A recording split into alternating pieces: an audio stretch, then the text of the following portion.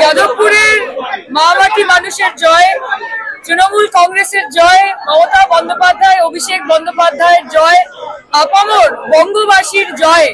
বাংলার মানুষ আজকে এটা প্রমাণিত করেছে যে এই নির্বাচন সত্যি বিজেপিকে আনার নির্বাচন ছিল না, বিজেপিকে বিতাড়িত করার নির্বাচন ছিল। বাংলার মানুষ আজকে বুঝিয়ে দিয়েছে কেন তারা এক নম্বর।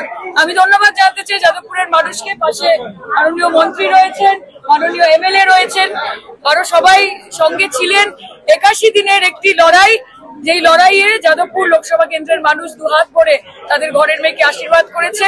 তাদের আস্থা আমাদের উপর আগামী দিন থাকবে, বিশ্বাস রাখছি। ঘরের মেয়ে হয়ে উঠবো, কথা দিলাম। মমতা ব্যানার্জি, অভিষেক ব্যানার্জি, তৃণমূল কংগ্রেসের সংগঠন, মানুষের আস্থা, উন্নয়নমূলক প্রকল্প এবং বাংলাকে এক রাখার, বাংলাকে মিলিত রাখার এই প্রয়াস, বাংলাকে ভাগাভাগি না হতে দেওয়ার এই প্রয়াস বাংলার মানুষকে এক জায়গায় নিয়ে এসেছে।